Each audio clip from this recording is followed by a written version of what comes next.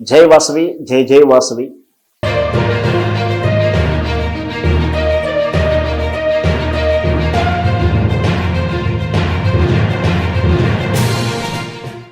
వైకుంఠ ఏకాదశి యొక్క విశిష్టత మనందరికీ తెలిసిందే.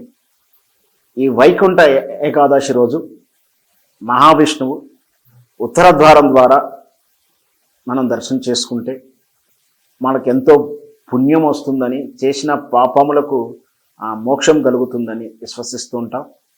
ముక్కోటి దేవతలందరూ కూడా ఆ రోజు శ్రీమన్నారాయణ ఉత్తర ద్వార దర్శనం ద్వారా దర్శనం చేసుకుంటారని మనం నమ్ముతూ ఉంటాం.